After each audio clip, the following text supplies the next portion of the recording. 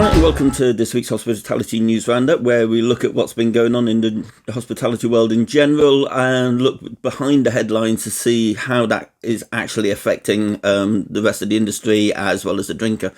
And there's quite a lot that I've got to cover this week, so it may go on for a little bit, but as always, the chapters will be marked underneath, so you can just skip through to the ones that interest you. But I would suggest listening to it all because it does all affect each other, which is how and why we do these things. So the first article that we're looking at this week, it's a trademark dispute that actually seems to have gone the right way as far as I'm concerned. So back in 2014, the Institute of Alcohol Studies trademarked the name Dry January for use in promotional marketing materials for programs and information around not drinking in January. The idea was that after the Christmas and New Year excesses, people would take a month off and raise money for charity by staying sober for a month. Now, it's been quite good for some people. Obviously, it's a bit of a waste of time, but it does mean that some people can actually readdress what they're actually drinking and take it a bit more seriously and sometimes slow down and enjoy it a bit again, because alcohol is, it's supposed to be fun. We're supposed to enjoy it. We're supposed to enjoy the company we're having. So in that respect, it kind of works. But a couple of years ago, in 22, the Institute of Alcohol Studies tried to extend that trademark to also cover low and no alcohol beers. And this was, in my opinion, several others, a bad move. But thankfully, the guys from Big Drop Brewing Co. Put in an objection to that trademark, and they've won it. So what this basically means is this Dry January idea has been used by low and no alcohol manufacturers for a while now to help promote their products to people that are taking time off drinking. But the Institute of Alcohol Studies didn't want this to happen. They didn't want that trademark or that phrase to be used in any way in form to do with alcohol. The reason being with this is you've got to remember the Institute of Alcohol Studies are actually the science arm of the Temperance Street. Of the temperance movement. Temperance Street is where I used to have my brewery. So the temperance movement, the prohibitionists didn't want anything to do with any beer whatsoever. So kind of showing their true colours in a way. They don't just want reduction, they want a complete abstention from it. So thankfully, though, the guys at Big Drop have won that trademark, and the low and no alcohol producers can still use that phrase to promote sensible drinking and low drinking during that time rather than complete abstinence. So a good ruling on that one, I believe.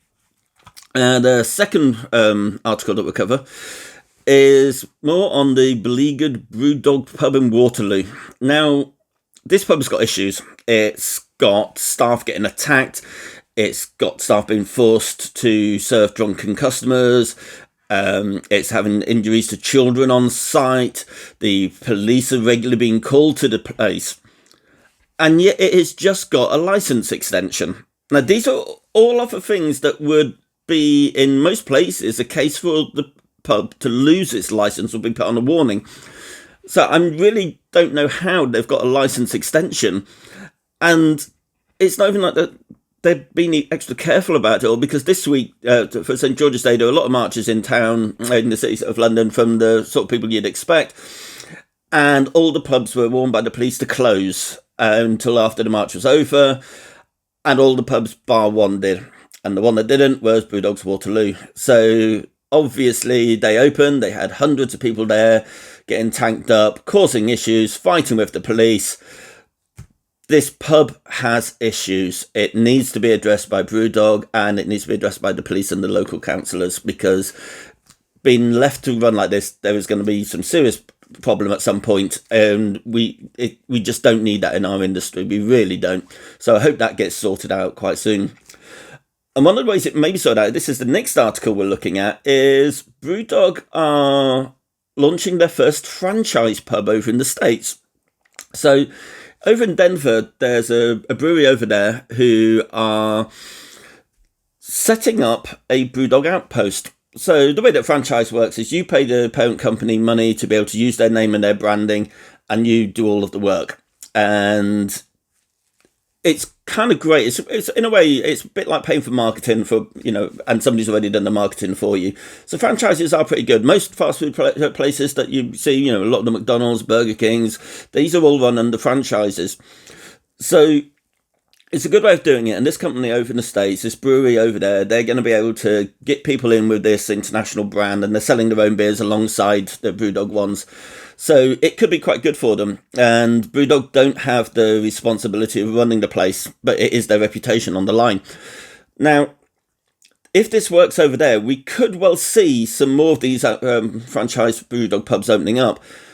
And we may even see some of the ones in England being turned into a franchise, where BrewDog take a further step back from those and have somebody else take responsibility for it, where they just take a part of the profit from that. So I wouldn't be surprised at all if we start seeing that in a few years' time.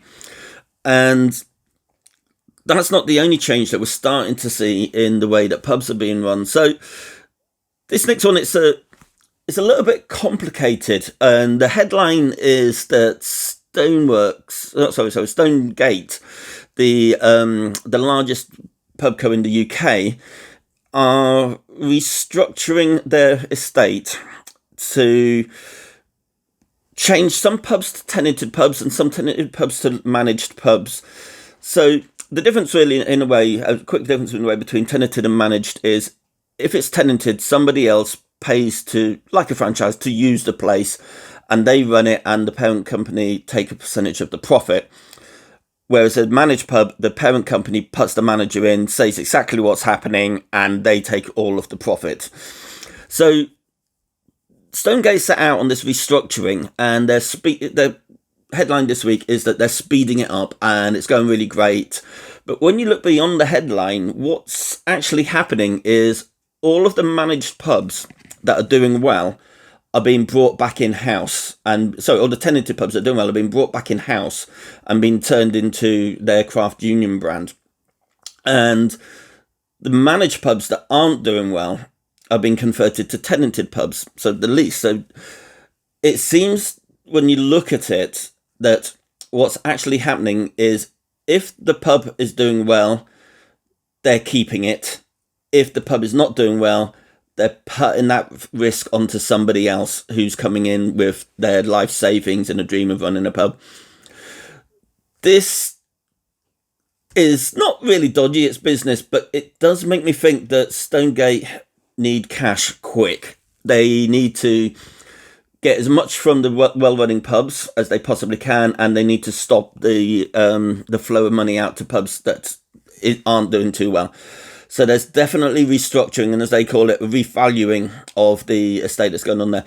So this is potentially quite a large thing. I mean, Stonegate owns something like 5,000 pubs, 4,000 or 5,000 pubs, and they are at risk of collapse. So, because they've not been able to pay the debts on their debts, so like the interest on the debts, they're forfeited on that this year. So there is a lot going on here, and this restructuring could well be the first stages that we see of them breaking themselves up as a company. I wouldn't be surprised if we see the pub estates being split off into separate companies, and let's say the managed pubs being kept and the leased pubs being split off and sold off as a wholly separate arm for them. I do wonder if this is the last throes where we might start seeing the UK's largest pub co starting to break up. So it's an interesting one to keep an eye on. Another one that's interesting one to keep an eye on to the next article now, is more on the fresh ale debate that's going on. So Timothy Taylor's have stepped in, and not on the side I was expecting. So they have stepped in and said that anything that draws people to the cask is a good thing and should be applauded. Now, yeah, I'll go along with that, but Timothy Taylor's they position themselves as a premium brewery, and they say that cask is premium, and they charge more for their beers than a lot of other breweries, and that's down to them. People buy it in, it sells, it's a decent beer. But they also sell the same beers in bottles in the bargain supermarket, so I'm not sure how they see their beer as premium. So it is positioning that cask is premium, and yet they're coming down on the side of fresh ale. Now, fresh ale is basically undercarbonated keg beer served through a tap that looks like a hand pump. And that's the only way I can describe it without getting into the technical details of it. There's nothing wrong with it, but it's not what people expect when they see a hand pump on the bar and say, oh, that's a pint of English ale, I'll try that. And they're getting flat keg. It's not what people want, and it is misleading. So I am surprised to see Timothy Taylor's come down on the side for it. And this week as well, CAMRA have written to the business secretary trying to arrange a meeting to discuss this about its potential misleading dispense. And CAMRA do still have a lot of clout. They do still have the ear of a lot of politicians. So this is going to be interesting to see the results of how that comes out. So staying with casks, there's a potential shortage of casks coming up. I don't think we'll see too much of an issue with this, but there is a report by a few breweries that Kegstar aren't taking on any more cask customers. Now, Kegstar are one of the largest cask rental companies. The way that this works is you phone them up and say, I would like a couple of pallets of casks. They drop them off. They're clean. They're ready to go. You fill them up. You send them out. And, you pay rental on this. And you don't have to worry about getting them back. You don't have to worry about cleaning them. They take care of all of that. Well, talking to a few other breweries, what seems to be happening is there is a shortage of casks, and it's looking like it's from a bottleneck at the cleaning facilities. So this is a conjecture talking to breweries.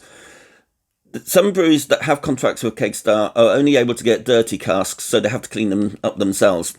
And a lot of breweries don't have the cleaning facilities to do that because they don't have their own casks. They just hire them in as and when they need them. So they're not able to get casks, as well as the breweries not able to start any new contracts. So what this might mean is that breweries the smaller breweries are having to use their own fleet of casks, which they are not going to be willing to send further afield out their local area. They're going to want to keep them close at hand where they can pick them up themselves and make sure they don't go missing, because cask loss and theft is a massive issue in the industry, absolutely huge. So many pubs forget that the cask belongs to the brewery, not to the pub, and you see them cut up and used as flower pots, painted as benches, stuck together and made to look like snowmen. The loss is a real issue. So a lot of the small breweries are not going to want to send their casks where they can't easily get them back. So we may start seeing, as drinkers, beers from further afield on cask not being quite as readily available for a while until this bottleneck gets solved. On to the next article, and it is an issue, really. The new tipping laws that were due to come in July have now been delayed until October. The reason given is to allow the companies more time to implement the new rules. The new rules are actually really simple. Companies can't keep the tips. And what we've already been seeing happening is some companies are changing service charge on the bill to, say, brand charge. So it's a way of working around this new law. And I can't help but the cynic in me says this delay is to allow the companies that have been keeping the tips to find new ways around this new law so that they can still keep the tips.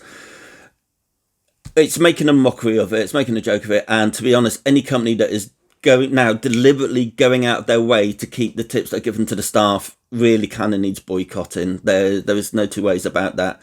They are spending time and probably money with lawyers to keep the money that's coming in from the staff tips. So I don't think that should be delayed, because it's only going to be for the companies that are actually doing that. But it's been delayed. So let's see what happens come October when it does actually come in. So lastly, and it's an ongoing thing, this DRS, the deposit return scheme, has been delayed in England again. So this scheme was cancelled in Scotland until it got sorted out.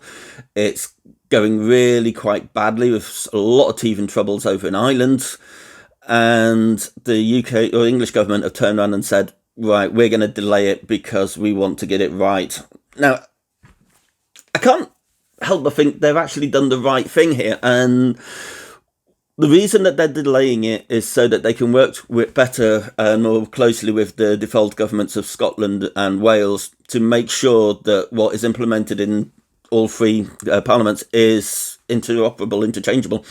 So they're making sure that the logos are the same across England, Scotland and Wales. They're making sure that the deposit amounts are the same, that the return processes are the same. It's really what they should have done from the start, rather than trying to rush things out on their own to say, hey, we've done better than anyone else. There's still going to be some differences. Wales are still going to include glass, which for multiple reasons is a stupid thing to do. And I've not gone into the new details in depth yet. In general, it looks a much better scheme, but there is still a lot of issues with it. So I'll do a more in-depth report once I've gone through the government notes on it. They were only released yesterday on the Thursday, so we shall have a proper look at that and see what's actually happening. But it does look like the inclination is actually there to get it right. So we can only hope that they actually do. And that's it for this week. So cheers and have a good weekend.